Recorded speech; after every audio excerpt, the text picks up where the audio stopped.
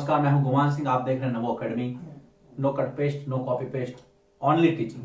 और इसी कड़ी में हम आज बात करेंगे क्लास 6 की हिस्ट्री का एक नया चैप्टर, अशोक एक अनोखा सम्राट जिसने युद्ध का त्याग किया। भारत के इतिहास में अगर सबसे पहले कोई महान राजा हुआ तो वो हुए हैं अशोक मौर्य महान या अशोक महान। इस चैप्टर में हम मौर्य वंश के बारे में बहुत कम चर्चा करेंगे। चैप्टर पूरा अशोक के ऊपर केंद्रित है।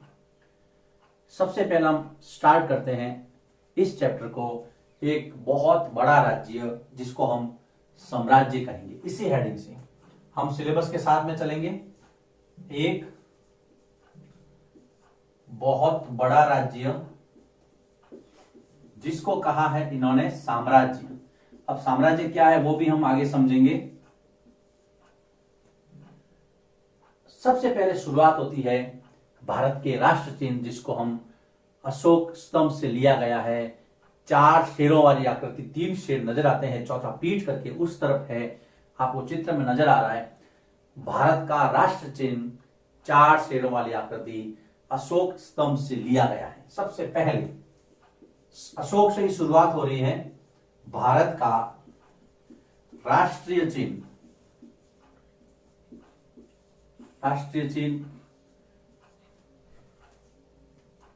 4 शेरों वाली आकृति, 4 शेरों वाली आकृति,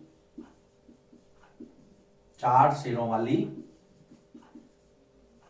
आकृति। ये भारत का नेशनल एम्बलम है, राष्ट्र चिन्ह है। अशोक स्तंभ से लिया गया है। अशोक स्तंभ जो कि सारनाथ में है, सारनाथ उत्तर प्रदेश, याद रखना सारनाथ उत्तर प्रदेश से लिया गया है। इसकी शुरुआत देखिए इस फैक्ट से हुई है, आपको याद रखना है। भारत का राष्ट्र चिन्ह कहां से लिया गया है? सारनाथ स्तंभ से, जो अशोक ने वहां पर स्थापित करवाया था वो सारनाथ उत्तर प्रदेश के अंदर स्थित है। इसका निर्माण सम्राट अशोक ने करवाया था। ये सबसे पहली फैक्ट जो है वो आपको याद रखनी। सारनाथ से लिया गया है जिसका निर्माण सम्राट अशोक मौर्य ने, याद रखना, सम्राट अशोक मौर्य ने करवाया था। मौर्य वंश का था इसलिए मैं मौर्य लिखता हूं। आप अगर अशोक लिखेंगे तो भी चलेगा, लेकिन अशोक मौर्य लिखते हैं तो थोड़ा और हम इसका सटीक आकलन सही लिख पाते हैं। अब देखिए भारत में जितने भी अभिलेख थे उस समय, भारत में सर्वाधिक अभिलेख अशोक मौर्य ने खुदवाए। भारत में सर्वाधिक अभिलेख, अगर आपको याद हो तो हमने पहले जो चैप्टर पढ़े थे उसमें कंधार अभिलेख था, याद आया आपको? कंधार अभिलेख जो 2 लिपियों में, यूनानी और अरेमाइक 2 लिपियों के अंदर खुदवाया गया था। कंधार अफगानिस्तान के अंदर अशोक मौर्य द्वारा। भारत में सर्वाधिक अभिलेख अशोक मौर्य द्वारा खुदवाए गए। अशोक मौर्य द्वारा खुदवाए गए। सबसे ज्यादा अभिलेख खुदवाने का रिकॉर्ड सम्राट अशोक के नाम, एक बहुत जन कल्याणकारी एक राजा था। अब देखिए जब अशोक की बात चली है तो कुछ इसके वंश के बारे में पता करते हैं। लेकिन वंश का मतलब होता क्या है? देखिए वंश किसे कहते हैं? आप भी अपने पिताजी से, दादाजी से पूछना था तो कहेंगे हम उस वंश के हैं, परदादा है ना, और उसके ऊपर लकड़ दादा, इनके नाम बताएंगे वो। जब एक ही परिवार के कई सदस्य एक के बाद एक राजा बनते हैं तो राजनीतिक शब्दावली में उनको वंश कहते हैं। जब एक ही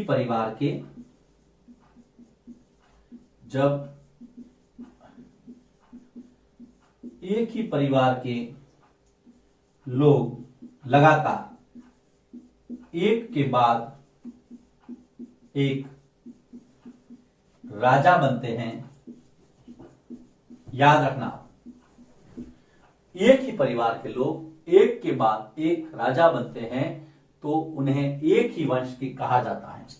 तो उन्हें एक ही वंश के कहा जाता है और इसीलिए मैंने नाम लिया है मौर्य वंश। इसीलिए मैंने नाम लिया है मौर्य वंश। उदाहरण के लिए, उदाहरण यहां पर देखिए, उदाहरण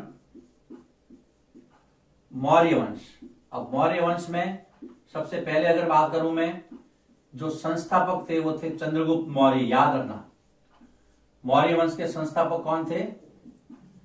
चंद्रगुप्त मौर्य। और उसके बाद में, चंद्रगुप्त मौर्य के बाद में उसका पुत्र बिंदुसार। चंद्रगुप्त मौर्य के बाद में बिंदुसार, और बिंदुसार के बाद में अशोक मौर्य। तो ये एक ही वंश के थे। हम अशोक के पिताजी बिंदुसार, बिंदुसार के पिताजी चंद्रगुप्त मौर्य, अर्थात अशोक के दादाजी चंद्रगुप्त मौर्य भारत में मौर्य वंश के संस्थापक थे, जिन्होंने उस समय धनानंद को हराया था।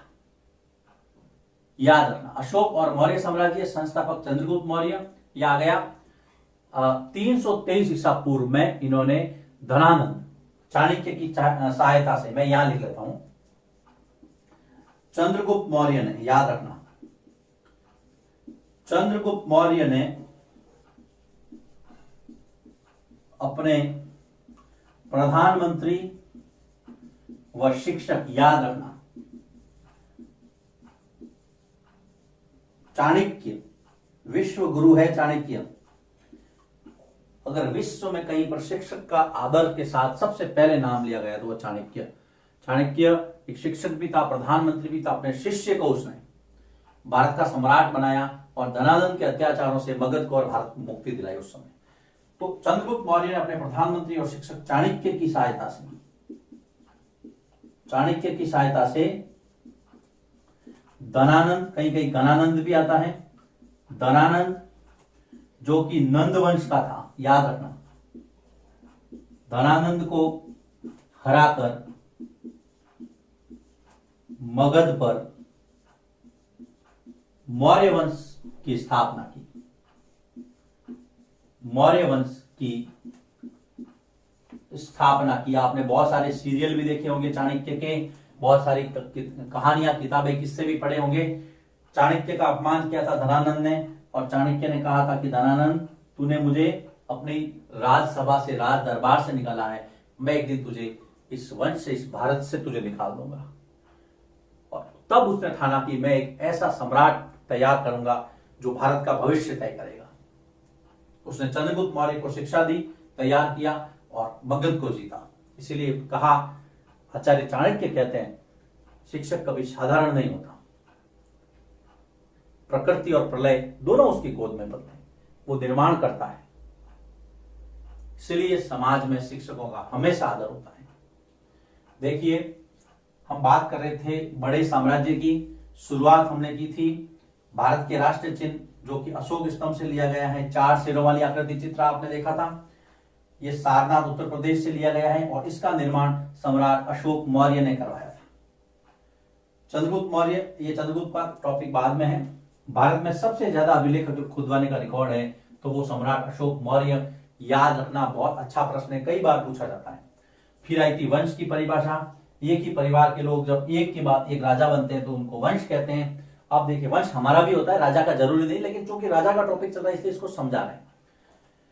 एग्जाम्पल लिया हमने मौर्य वंश का, जिसके संस्थापक चंद्रगुप्त मौर्य, उसके बाद में चंद्रगुप्त मौर्य के पुत्र बिंदुसार, बिंदुसार का पुत्र अशोक।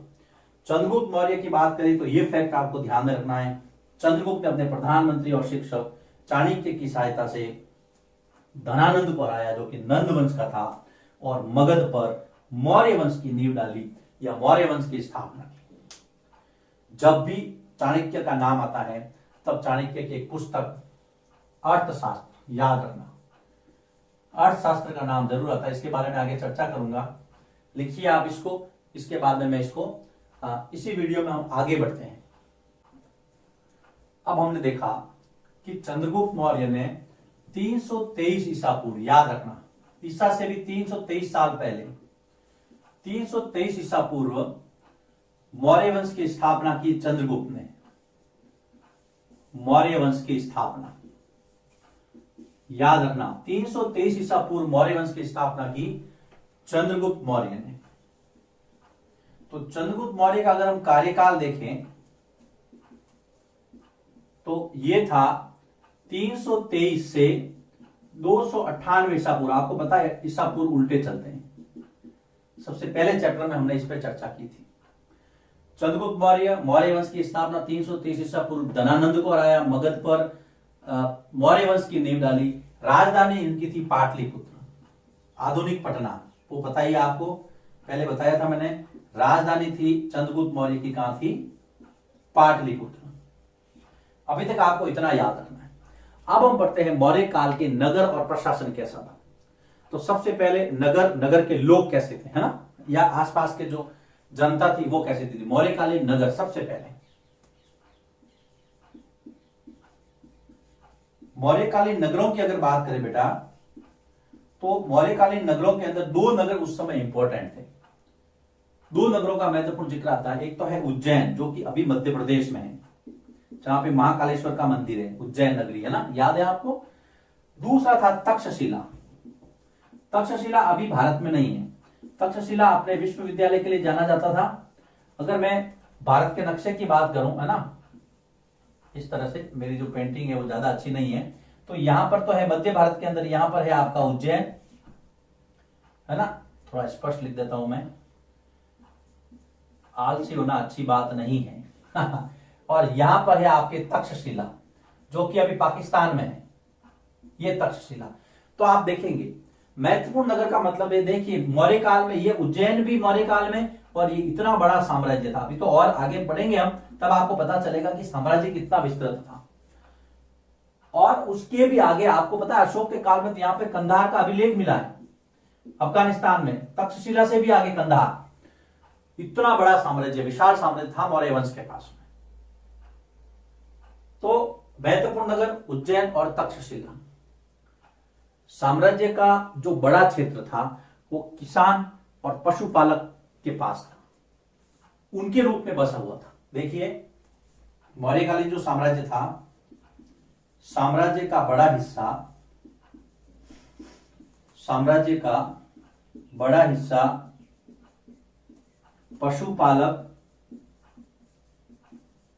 पशुपालकों और किसानों के रूप में बसा था। पशुपालकों व किसानों से भरा था या बसा था। अब जब किसान और पशुपालक होंगे, इसका मतलब है कि यहां पर कृषि जो है वो मुख्य थी, खेती और पशुपालन राज्य की आय के मुख्य स्रोत थे। तो आप यहां लिख सकते हैं खेती व पशुपालन राज्य की आय के, इनकम के, राज्य की आय के मुख्य स्रोत थे। यह आपको समझना है। हम पढ़ रहे मौर्यकालीन नगरों में ज्यादातर किसान और पशुपालक रहते थे। इसका मतलब यह कि खेती और पशुपालन दो मुख्य स्रोत थे। मगध के साम्राज्य में जो मध्य भारत का इलाका है, उज्जैन और उसके आसपास आप देख रहे हैं, ये जो है जंगली संपदा, मध्य भारत का हिस्सा जंगलों से भरा था। याद रखें, इस क्षेत्र में जो मध्य भारत का हिस्सा है, मध्य भारत का हिस्सा जंगलों से भरा था। और जंगल जब ज्यादा हो तो जंगल की उपज भी साम्राज्य के बहुत काम आती है। अंदर बहुत प्राणी जानवर रहते हैं, वो भी साम्राज्य के लिए बहुत हेल्पफुल होते हैं। यहाँ के लोग आखेट अर्थात शिकार और जंगली वस्तुओं के संग्रह से आजीविका चलाते थे। मध्य भारत में भरा था। यहाँ के लोग मध्य भारत के क्या करते थे? आपने आखेटक और संग्राहक देखा था ना सबसे पहले। आखेट अर्थात शिकार, यहां के लोग शिकार तथा जंगली वस्तुओं के संग्रह से, जंगली वस्तुओं के संग्रह से क्या करते थे? आजीविका चलाते थे। क्लियर? ये आपको ध्यान, ये हम पढ़ रहे हैं मगध के अंदर जो साम्राज्य था मगध का, लोग क्या करते थे, उनकी आय के स्रोत क्या थे। तो मध्य भारत हो गया, पशुपालन हो गया। उसके बाद में पशुपालकों और जो भी जितने भी लोग थे उनकी अलग अलग भाषा थी, पहनावा अलग अलग था। जो समुदाय थे, इनके समुदाय में अपने अपने स्तर की भाषा थी इनकी और पहनावा भी अलग था। तो हम लिख सकते हैं लोगों में भाषा और पहनावे की, लोगों में भाषा व पहनावे की विविधता थी। हम पढ़ रहे हैं नगर, नगरों में सिर्फ 2 नगरों के बारे में आपको पता रखना है, तक्षशिला और उज्जैन। ये हो गया आपके मौर्यकालीन नगर।